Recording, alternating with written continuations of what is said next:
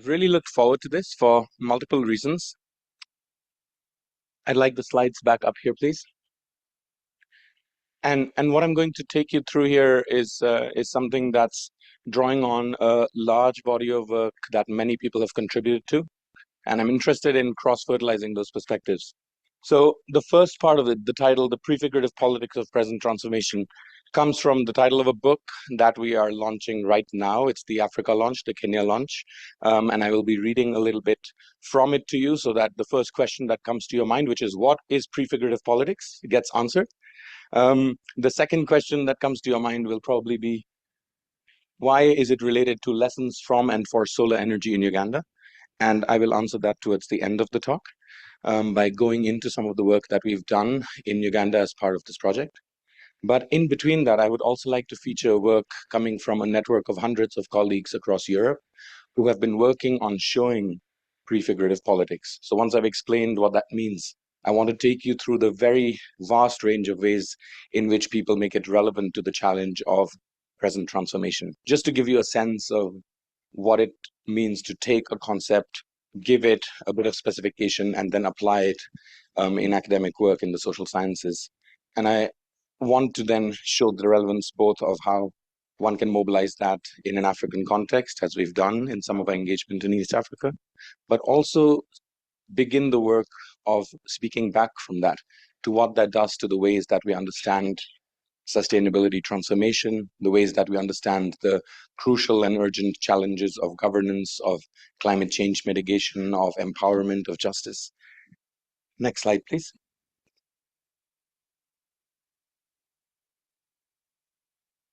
Cheers. So this is about 10 months ago from the Dijkman Bjørvika Library, an amazingly beautiful library in the center of Oslo. And I mentioned the location because it is incredible to have a public resource that is given pride of place in a place with really expensive real estate, very good access through public transport. And that means there are a large number of scholars there. There's the group of authors who've contributed to the book gathered there.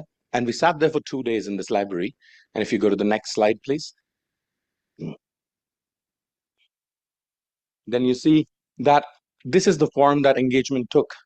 Some of it was in this kind of format as we're sitting now. Other parts of it, we were sitting around, but nobody spoke about their work.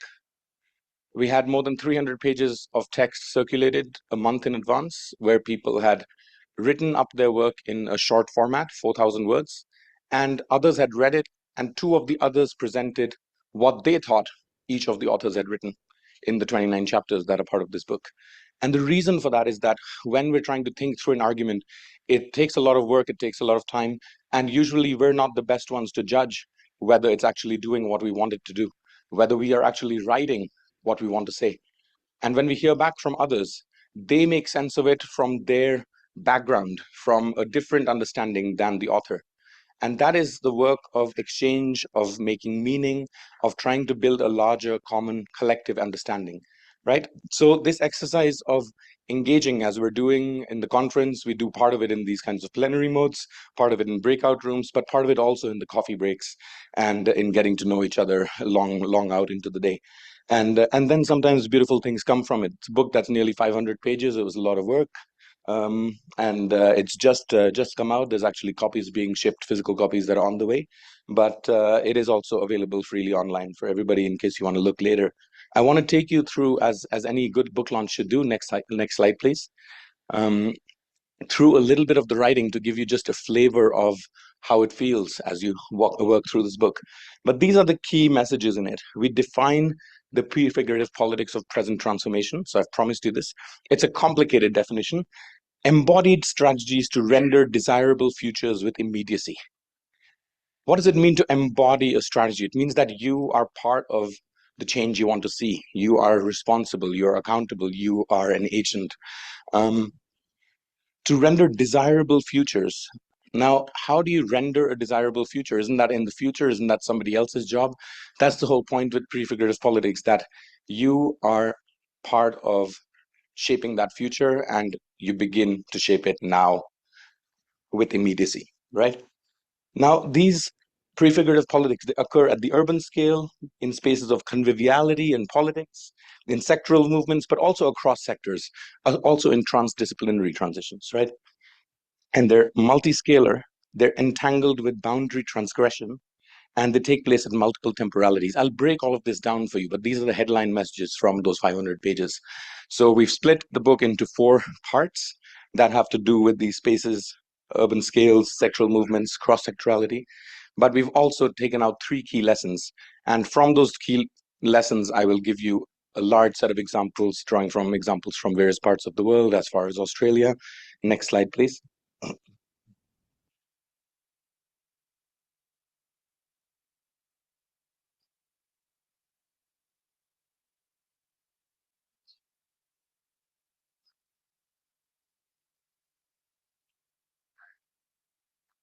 Previous slide.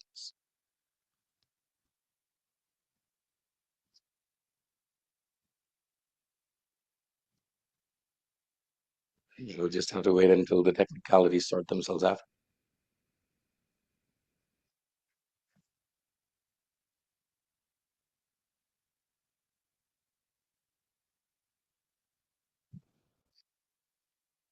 Are you able to get the slides back up?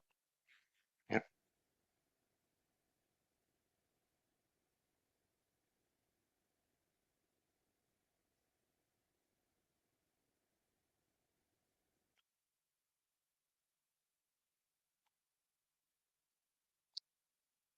While we wait for that, I can take you through the next little segments because it's something that involves reading aloud some of the text. It's nice if you can see it at the same time though, because not everybody is as good at listening. Some people are visual more than um, audible. But I've noticed that as you change, as you get used to this, I listen to a lot of audiobooks. It's a way to relax the eye, and you see it differently as you listen to something. So if you prefer, you can also just close your eyes and follow the line of thought. It's a few paragraphs. The first is be the change you want to see in the world, because that's a kind of tangible way to understand prefigurative politics. The acceptance of this broader definition has the consequence that we do not offer a systematic or comprehensive review of the concept, but rather we emphasize the importance of an accessible and relatable book that encompasses a broad, generative sweep of specialized thematic concerns. In the contributor's telling, these concerns take on life through the lens of prefigurative politics, employed in a veritable bouquet of ways. Like an assortment of blossoming flowers, we want the book to evoke a sense of wonder and possibility that can catalyze engagement and action rather than to carve a narrow theoretical niche of consensus that inevitably runs the risk of alienating those schooled in other traditions than the range we are able to traverse. Excellent, you have it up here now. Phenomenologically, so in a corporal sense, we intend for this book to draw readers in across the tapestry of interests and alternatives. I refer here to Uma Kothari's work, that we seek to build resonance with, and through this act to draw them into the heart of an inclusive and permissive socio-ecological movement that takes on global polycrisis.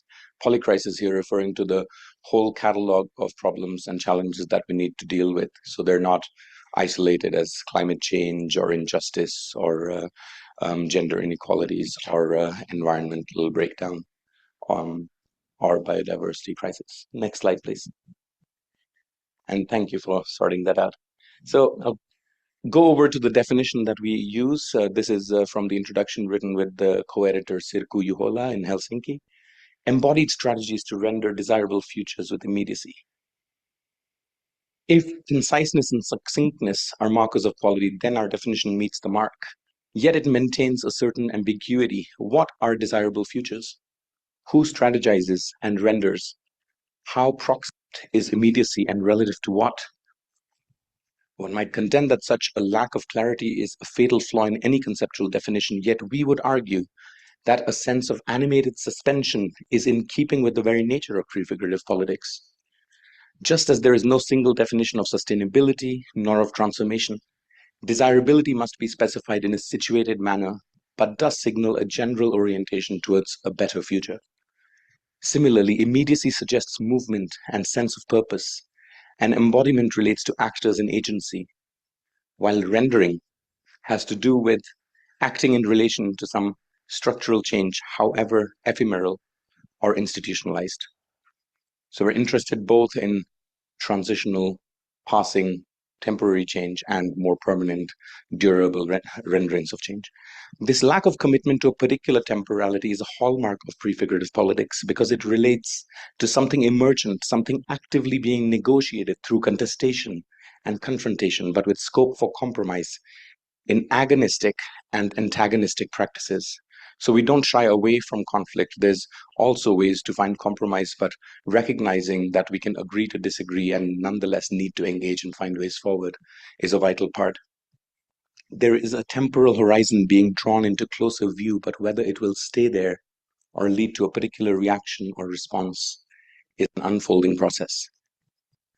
Next slide, please. So this definition and its flexibility bestows us with a dynamic that fluctuates between fluidity and tautness, between softness and hardness, between initiation and closure, between embrace and rejection, between unison and alterity, the sense of otherness.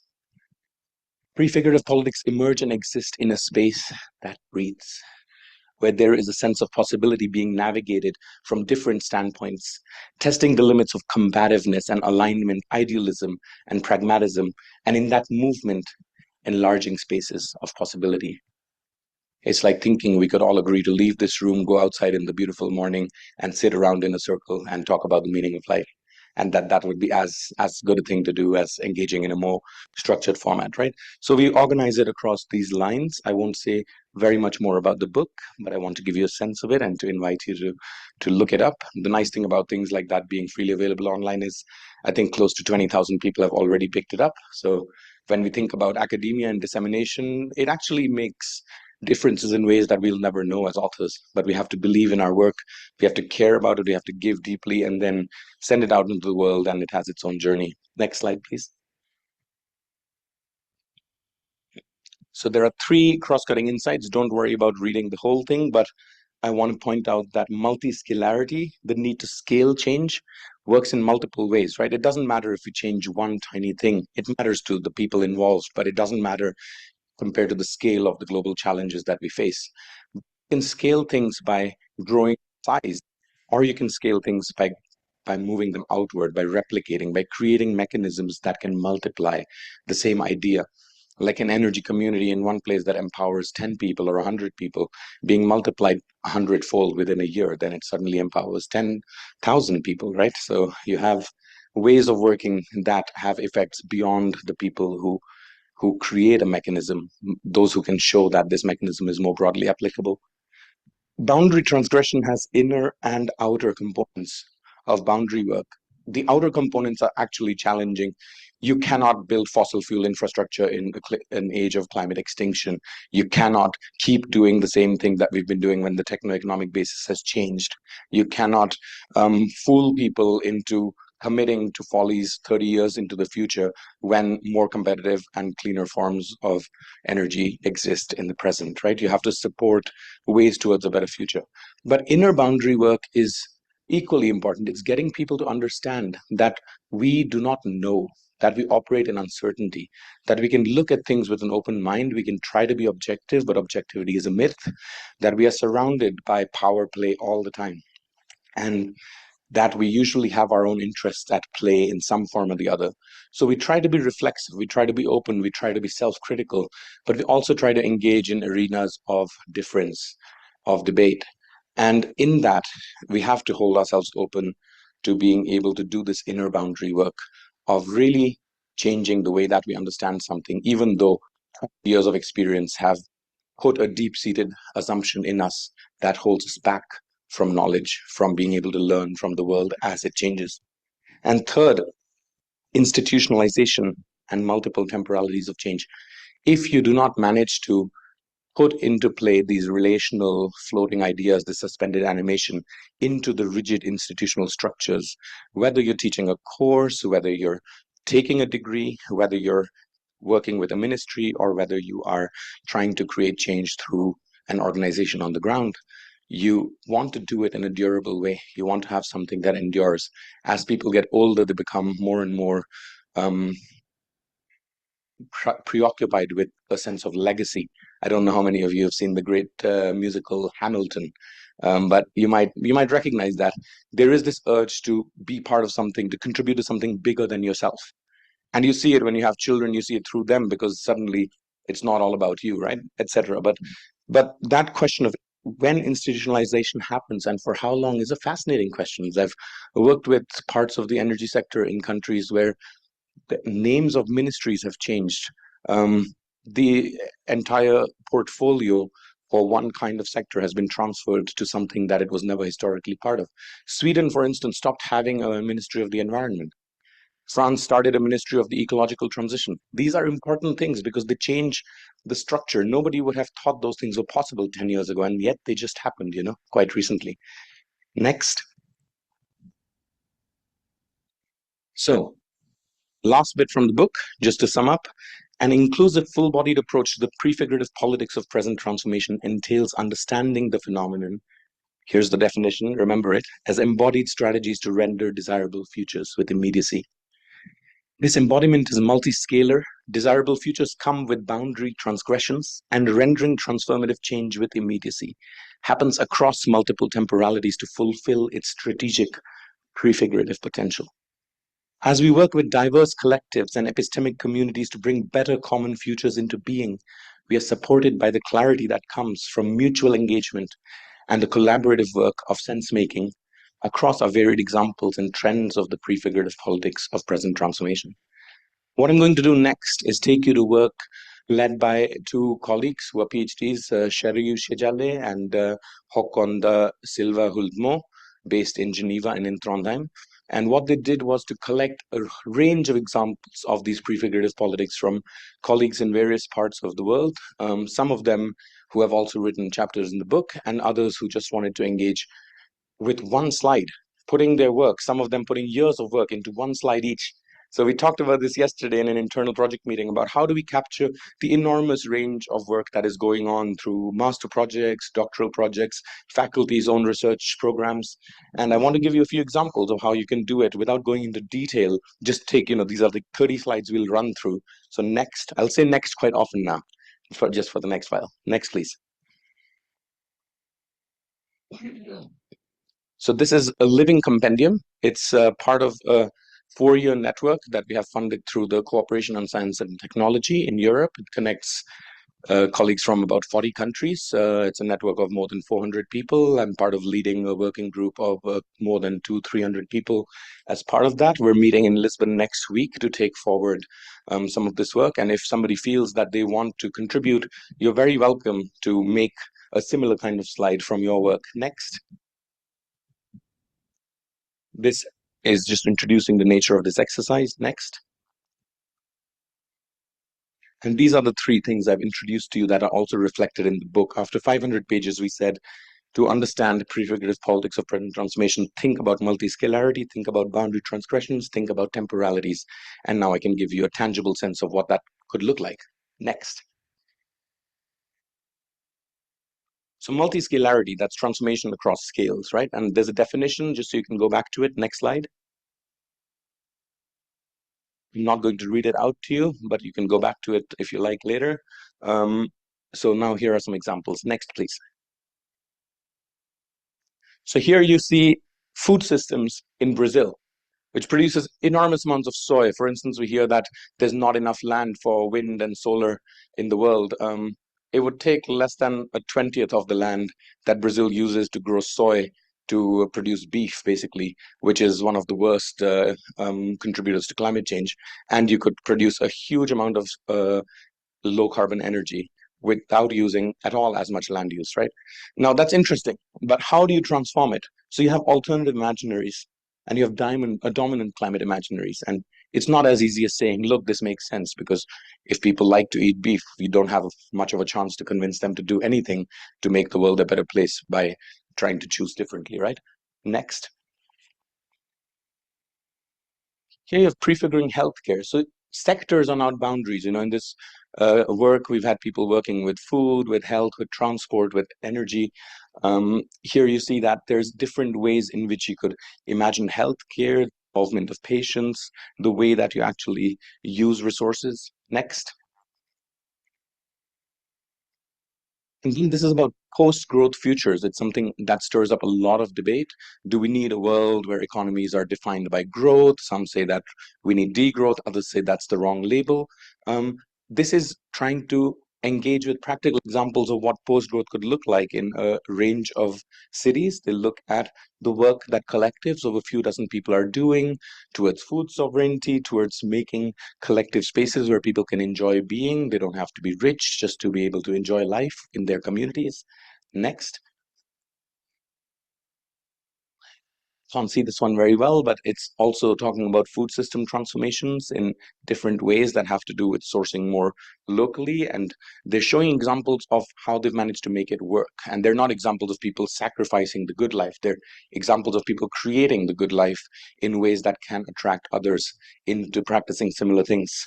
So this is all part of multi-scalarity in the sense that some of these examples are quite big, changing a whole sector. Some are just doing something in a small way where one is and trying to get that to scale out. Next. You have um, socio-ecological resilience. Resilience was mentioned at the opening of this conference earlier today. And it's about, this is partly also about inner change, right? But it's about seeing how these envisioned futures actually can be built with a sense of emotional belonging. How can you feel that you're part of a collective that wants to do these things? It's not something that you do because it's your job necessarily. It's something that you might spend your free time on. It's something that you might make friends by doing. It's something that might help you see different ways of enjoying how you live. Next. And before we move on to the next category, this one is a really cool intellectual point of departure, right? So it's starting by doing. It's saying, starting by doing, then thinking. Try out something before you theorize it, before you decide logically to proceed in a certain way. Because when you do it, you release yourself from what Pierre Bourdieu called habitus, from the social practices that have conditioned us. Every day, we do the same set of things. And you suddenly step outside that and you look back and you say, hey, I don't have to live that life. I don't have to struggle to get out of bed at 9 o'clock somehow to get somewhere. I can be up at 6 and go for a morning run, and it actually makes my day have a different kind of energy, right? Or you could do the opposite and say, I don't need to be stressed and get up super early and beat the rush hour traffic. I can slow down and be more in the moment and not care so much and enjoy listening to music on my commute. Next. So now we move to the second category, and I won't say much about it. Next slide, please. The definition again, you've heard a version of this in the book. Next. So here you have remembering that the world is a complicated place and you have many kinds of contexts because many of the contributors were based around Europe. There's a natural emphasis there, but there's also work from places like Myanmar, where there has been an extended history of travesty against particular subgroups of the population. And it's working with displaced people, trying to understand how can you find some kind of um, way forward out of the uneasy tension between conservation and peacemaking. And this is a familiar theme in Kenya as well. I'm aware, having spent a bit of time in the Serengeti and Masai Mara. Next. Here you have a very practical example of a container deposit scheme that's thinking about circular economy in terms of better ways to deal with waste. I don't know how many of you follow these headlines in the Philippines. There was this tragedy, not for the first time, but several people who were waste workers died because a mountain of waste next to their settlement basically exploded and buried them in waste. Dozens of people died. It's a serious issue, right? How do we get to a point where there are people whose lives are defined by taking care of other people's waste? And this waste is shipped. India, where I grew up, receives hazardous waste shipments from countries like France, where 80% of it is um, whatever you want it to be. As long as some of it is paper and pulp, you can send the whole thing over and say, it's not my problem anymore. You deal with it. So there are big systemic injustices, right? And that's still the world we live in. How do you change that? Not everybody's interested in listening to people saying that's not just. But if you have examples of other ways to deal with it, you can start that and change it from there. So that would be one way of working with prefigures politics as well. Next.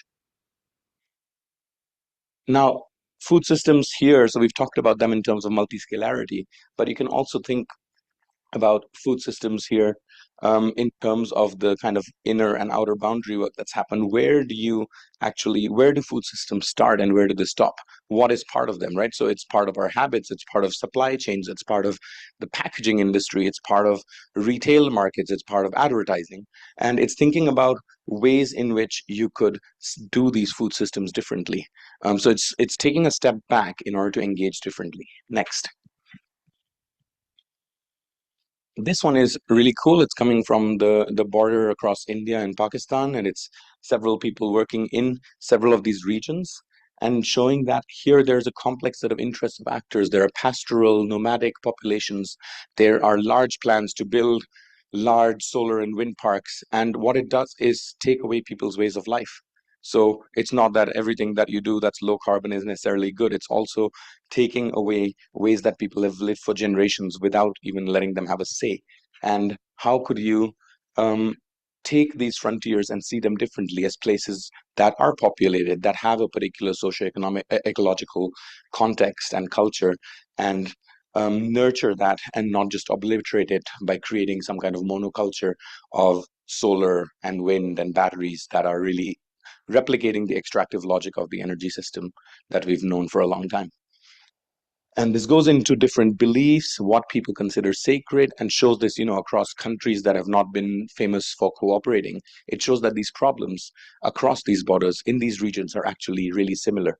That people matter, that ways of life matter, that belief systems matter, that the connection to the land matters, and saying, if we take that seriously, what is a way forward out of this crisis that would also respect these rights? Next. Here you have working out of law. Law is something that's often seen as quite a rigid, technocratic domain. And yet, law is really important, right? It exerts powerful forces over us on just the ways in which we think about the very conditions of possibility. What is possible? Well, it helps if it's legal, because otherwise, you're breaking the law. And sometimes people break the law. And sometimes it's legal to do things that shouldn't be legal. But what about how you could change what is legal as the techno-economic basis for things changes, as the nature of the crisis that we're facing, the polycrisis, changes what we should be able to do and not in a responsible manner for environmental stewardship. So there's long-term thinking here. We're also moving towards the next category on institutionalization. So thinking about things like education, that's thinking about long-term change, right? Similar with healthcare. But there's also advocacy and mobilization. There's stuff in the now. So you can work at multiple temporalities simultaneously, and that's often part of it. Next. And here you have, going back to a theorist, Hannah Arendt in this case, the politics of new beginnings. And the core argument is really interesting. It's about public action and plurality and concrete utopia, saying how do we imagine something ideal and then how do we make it real? And how do we start without restrictions, saying it's really hard, we can't do it, there's all of these things that stop it from being possible, to saying, well, let's think about what we want to be possible. Let's see how we might go about making that possible. And maybe out of that, something will emerge, and maybe that will have catalytic power. Now, with the geopolitical changes in the world just over the past year, we've seen weeks where decades happen, right? And the Chinese have a saying that I wish you uninteresting times. And unfortunately, and it's meant as a good thing. And unfortunately, we're not living that at all. And I'm at the Fridtjof Nansen Institute. By the way, Fridtjof Nansen was the most loved Norwegian about a century ago. He won the Nobel Peace Prize. The institute's based out of his house. We work partly on politics, partly on climate and energy transitions governance, partly on environmental governance. And what I'm mindful of in a place like that is that somebody saw back in the early 20th century that there's parts of the world we don't know, the Arctic, Antarctica. He had this boat, that Roald Amundsen took to both the poles, first person ever to do it. And it was something that changed the world. It changed a place like Tromsø up in the Arctic that has become the capital of the Arctic. And it's a big political focus these days with threats on Greenland and so on. And that's not something that anybody was discussing a few months ago in the public sphere. And yet now it's changing. Investments, mobilization towards defense, all kinds of breakdown of cooperation, very suboptimal global outcomes. You can also make those changes in not a destructive but a constructive manner. But you have to start with new beginnings. Free yourself from the hold of these assumptions of what is possible or not. And remember that history is a great instructor, that a lot of things that were unthinkable were only unthinkable until they happened. Next.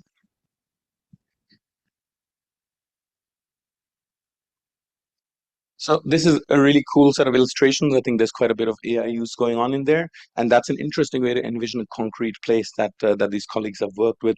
It's changing a golf course landscape, and it's showing different ways of engaging with different publics who are involved as users here, and it's thinking about what that process looks like. And they're actually doing this. So this is coming from people who are working with trying to understand different ways of accelerating um, different energy transitions across Europe in a way that respects land use, existing land use, and works responsibly with land use change. Next.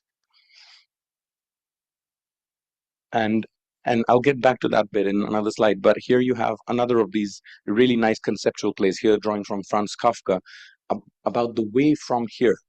And it's about a zero-waste grocery shop in Luxembourg. It talks about uh, a collective of people who found that something that they were really fond of was basically impossible to continue with. And they had to meet and take stock and say, what do we do? Is it really over? Can we just not help build the world that we want, even in our own little neighborhood? And from that, this zero waste grocery store emerges where they don't use any packaging. So it's kind of related to food as well, right? But they don't get into it by looking at the system and doing a stakeholder analysis. They get into it by channeling the work of a theorist from a long time ago and saying, how did these people actually find the agency to mobilize in a different way? Where does that come from? Let's understand what that agency is. And that's very interesting for prefigurative politics as well, and really for transformation in a broader sense. Next. Oh, we might have a little bit of a technical issue here as well.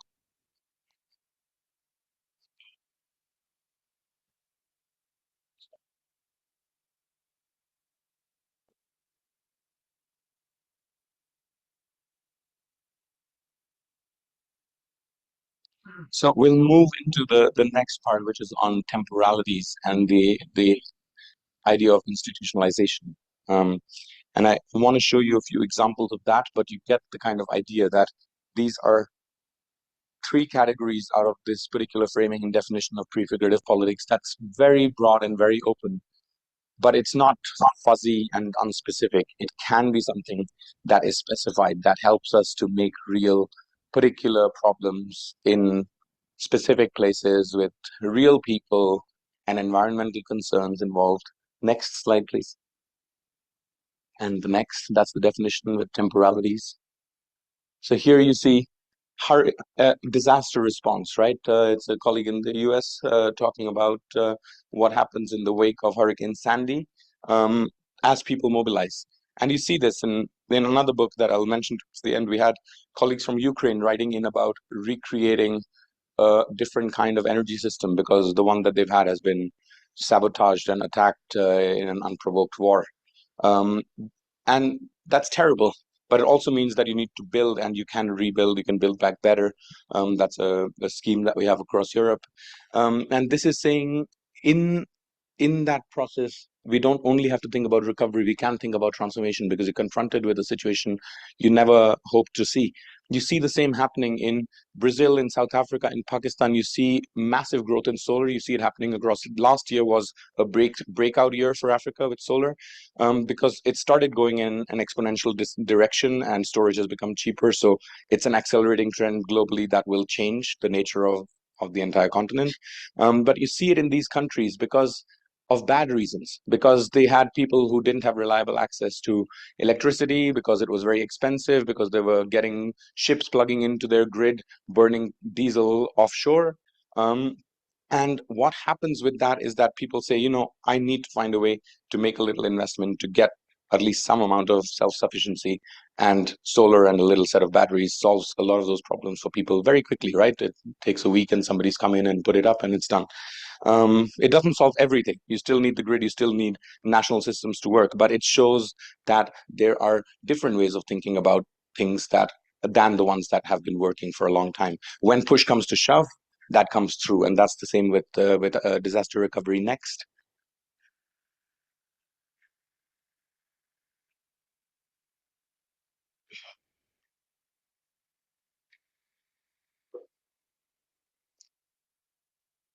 I need a hand again here with the screen.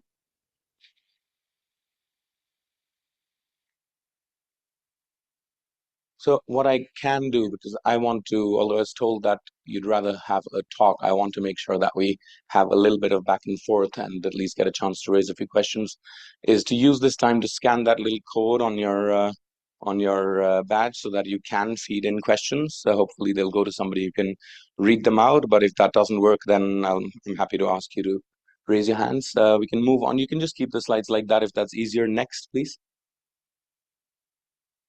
So I'll run a bit through these. I just want to point out here, this is a great chapter in the book. It's about prefigurative politics as resistance, as saying no, as saying we won't engage. So it's not only about mobilizing an agency, it can also be about refusal, saying that idea has no place. And we see this right now with nuclear lobbyists in Norway coming up with all kinds of nonsense, trying to convince the state to subsidize something that always takes longer than better sources that are already available and is always slower to build. And it's not based on science, it's based on political rhetoric and lobbying, right? And what we see is that it sways the public debate. Some of these people get called into parliament and brought up there way more often than people who are producing a lot of evidence-based research, who are following the nature of technological innovation across the globe and trying to understand its implications in specific contexts with specific infrastructural legacies. So it's really interesting. How can you disengage from things also as a political act and not just engage and use up all your time in arguing against stuff that is not coming from an informed place, that is coming from lobbyism? Next. Now, this is the one I mentioned about land use decision-making systems in Europe, and you've probably heard of this in different ways in your context. We hear a lot of resistance to any kind of new energy infrastructure that comes up as saying this will take over land, this will change our societies. And we've lived with massive amounts of impingement on land through existing energy sources. We have had massive adverse impacts on public health, and those are continuing. We have, built railroads, trucked coal around, had open pit mining. We still have this in many, many countries in the world. We've had gas infrastructure that's been paid for by taxpayers, redone geographies, priorities that have gone against people's interests. We live in that unjust world now. And the longer that we don't change it, the longer we're okay with millions of people dying with respiratory diseases because of fossil fuels that are harming public health. The longer we're okay with the displacement that happened with historical energy development that has ruined tens of millions of people's lives, right? This is well documented, so it's not something radical. It's, if you've done basic environmental studies, you're aware of the horrible, horrible history of the energy sector. Now, how does it suddenly become so important what a wind turbine looks like, or whether you take over some land to put up a few panels? It doesn't have to be tens of acres. It can just be a little bit here and a little bit there, close to where people need it. Just think about how that becomes something that gets so much media coverage that everybody wants to do research on, for which you can get easy funding. It's interesting because it cuts against the dominant interests to have that kind of change. Perfect. Next. I do think that we have slightly different clocks because I'm timing myself and I will take 1 hour from when we started. um, so public futures, this is coming from long-term work that's about how you imagine, reimagine, and rebuild publicness. There's this quote by the mayor of Bogota who redid the way that they see transport, urban transport, that in rich countries, people don't drive cars. In rich countries, everybody can take the bus. And I love that. I love living somewhere where you don't get into gridlock. I've grown up in places where 10% of people take up all the road space and nobody can move. It took me 7 hours to get home from school. It's 6.5 kilometers. And from then I cycled every day.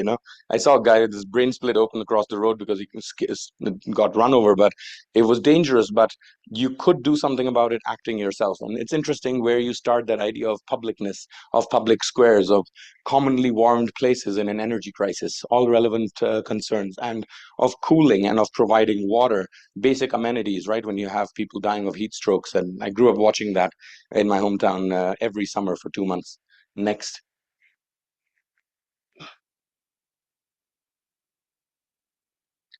Um, there's an example coming from Oslo about car-free city, creating that space. I won't say very much so that we can move to the last part of this talk and leave a little bit of time for back and forth. Next, please. And this is really cool. I don't know if you've been to Copenhagen or heard of Christiania, which is this alternative community. Started with squatters in army barracks that were not used by the military anymore. It's become one of the most popular places known for sort of hippies and so on. But it's also a place where there's a lot of community. There's a lot of people spending time together, enjoying being outdoors, being in convivial spaces. And this is a bit of work that tracks how that became formalized and recognized 14 years ago now by the city as, okay, we recognize that you 700-800 people have the right to actually be here. And when a city recognizes that, then you get a lot of services and investment that flows from that. So it's a critical difference between being somewhere and being recognized as having the right to be there and having the authority support that. Next. And that's about institutionalization, of course. So you're welcome to actually contribute your work. Might be a nice way for people from the project to feed into that. Next. I want to take you next to a context that is familiar to some of you and much closer to here for the others, and that is to Eastern Africa. This is the first Africa Electricity Symposium that some of us had the privilege of being at last year in Kampala. And I want to use this as an illustration of prefigurative politics through an analysis of accountability in Uganda's solar energy transition. And this is drawing on work with Charlotte, with Alex, who are in the room, and with Benin. Benin used to be associated with the project for some years as well. Next. Here you have the CEO of the regulatory body. So it's interesting that we've been able to get a lot of face time with people who are very important in these national contexts, right? I don't think that's very easy to do necessarily. And it also means that there's a certain sense of responsibility and obligation to feed insights in when you have that opportunity, which I'm very grateful for, but also then try to fulfill. Make the most of that opportunity. So this is a paper that you're welcome to look up afterwards. Next. I'll take you through some of it, and most of this is visuals, but there's one 2x2 framework, a little matrix that I want to talk about. Next slide, please. This is the abstract. I don't expect you to read the whole thing. The key thing is there are many unelectrified households in villages, even though the electricity grid is there, because they don't want to be stuck with a fixed charge every month that they can't afford. There's an accountability gap here, even though large solar plants have arrived. So I don't know if anybody here knows, but how much solar is part of the electricity mix in Uganda? What percentage? No guesses. More than one, less than one. How many say less than one? Okay. How many say less than five? Haha. So it's nearly 5%. It's 4.8. There's nearly 100 megawatts of solar on grid in Uganda. The largest plant is about 1/5 of that, 20 megawatts. There's political economic complexity because there's actually a lot more solar behind the meter in Uganda that's not included in that figure. 1.5 million solar modules that are not part of that figure, that are using self-consumption, many of them to these unelectrified households. This takes us to the scales of accountability framework and about multi-scalar solar energy transitions. Next slide, please. So want to do two things here, and that we do through the paper: build out a more detailed understanding of the nature of this solar energy transition, and to connect this development with the wider political economic context, where it is a country that has been run with political stability to the extent of one leader for the last 40 years, re-elected recently for the next 4 years. So there's somebody who's been running a whole country, a population since before I was born, which boggles my mind, But by highlighting this political economy, we can actually ask a few questions that do the work of prefigurative politics, or point to good places to push at. Next. So these are the places that we did fieldwork. We went to the ministry and the capital at the end. But before that, we went out to a regional utility that is not Bebe, and that is Crex.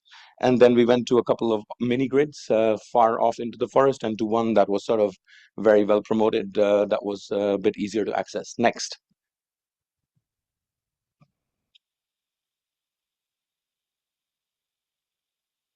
And this is what I will try to bring up to the end before we open. It's about the difference between accountability, whether it's strong or hollow, whether we're in an authoritarian context or whether we're in a libertarian, laissez-faire situation where anything goes. And I don't mean to characterize a context as one out of these four.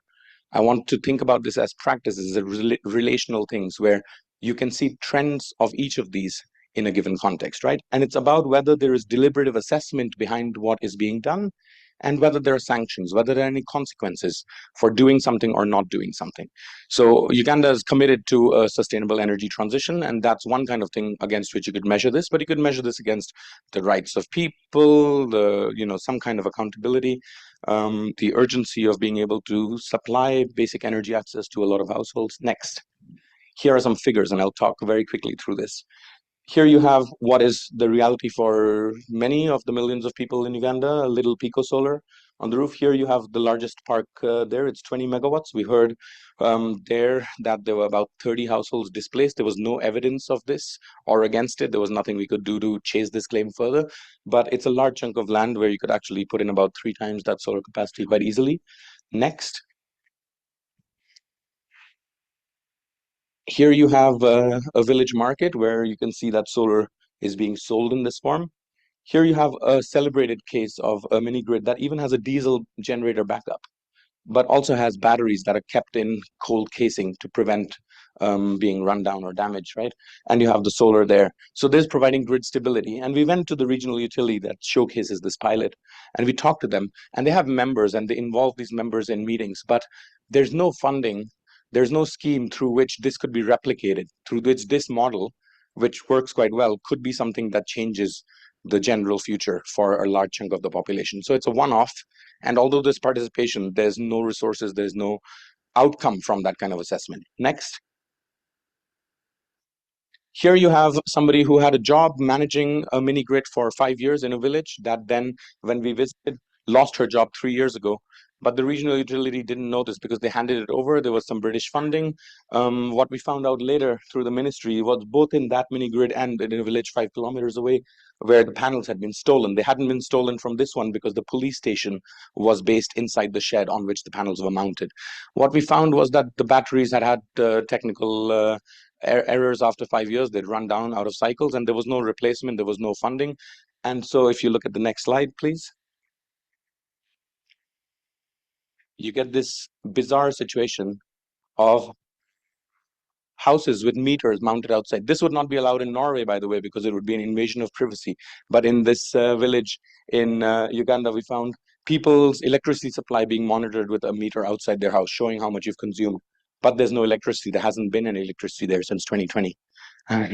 People invested in vending in welding machines. They invested in refrigerator to have cold storage for milk, and then they lost their business plans, right? And there was nobody there to change this, to do anything about it. So we had a chance to bring this up with the commissioner, and this was really interesting because they ran a study trip out there. They found out the technical error, and they said they would address this. We checked with our colleagues at Makerere, and 6 months later, they said that they were doing things, and a year later, we found nothing had happened still. So we identified a key problem. We were able to bring it up to the highest level within the week of being on this trip. And a year later, these people who had had 5 years of electrification had still not had a basic problem solved that would cost less than this conference to fix for hundreds of people. That's a village shop there that was selling little solar devices. And that's a little girl in the village on her way back from school carrying firewood, who spends several hours of her life every day probably doing that. And that's part of the time that could be spent doing something else. Next. So talking about accountability, I can leave this part just kind of hanging. You can probably draw your own conclusions about where you see accountability and where you don't, where the gap is. But as I close, next slide, please. I want to point out that this is the takeaway for how we could move towards the prefigurative politics of present transformation in Uganda's solar energy transition. We have to think about adequate coordinated division of accountability across spatial scales. So there's multiscalarity at work here. We have to think about the problems that exist at different parts of the governance chain to identify these trends. I hope I've given you a sense of that, and to propose solutions. And actually in Kenya, with a lot of the experience you have with solar here, there's probably a hell of a lot of solutions that are very broadly applicable. So I'm very keen to see how that unfolds. And we could use the skills of accountability analytical framework. It doesn't matter what kind of solo stakeholder you are, whether you're the ministry or the developer or an investor, to help move towards strong accountability relations for clean energy access for all. This lesson is more broadly applicable to the rest of East Africa, also back home in Norway, where we're making lots of mistakes. So I don't want to sort of point fingers here at Uganda in particular, but it's where we've had a basis to do some of this work, to draw out an example of how a concept like prefigurative politics can be mobilized towards tangible, policy relevant, capacity building related action. Next. To point out that these are more broadly applicable, this is a book we did last year with the contributions from dozens of people working in dozens of places in the world that show the governance of collective electricity systems that ask, are low carbon futures decentralized? This is something that we can all be part of creating. And next slide, please. I want to use the little time that's left to have you think about a question. What are the prefigurative politics of such a present transformation in Uganda, in Kenya? This is from looking at one of the plants yesterday. These were panels produced in Kenya back in 2012. Now they're brought in from China, and you can probably get a lot more use out of that space in terms of energy production. But I will open for a couple of questions. I won't overstay my welcome, so I would like just to take a few and take one common response. And whoever asked the first one, I brought a copy of a book for you that draws on long-term work in Portugal, so that you can have a good example to take with you. Next slide, please.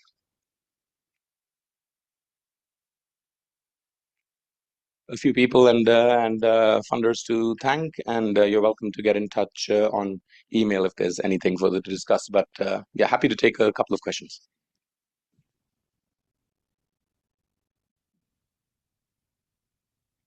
This was not one of the moments to clap. Thank you very, very much, Professor Siddharth, for such a wonderful presentation. Something that comes to the mind: anthropocentric environmental ethics. What's the impact? Allow me to recognize in a special way the presence of Professor Francis Gaderi, the Dean of the Faculty of Applied Sciences and Technology at the Technical University of Kenya.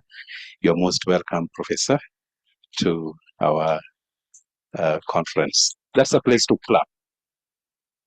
So, ladies and gentlemen, I think right now, before we go into the questions, the next move is to have a panel discussion where experts on this are going to interrogate further the concepts that have been exposed by Professor Siddharth. And I would want to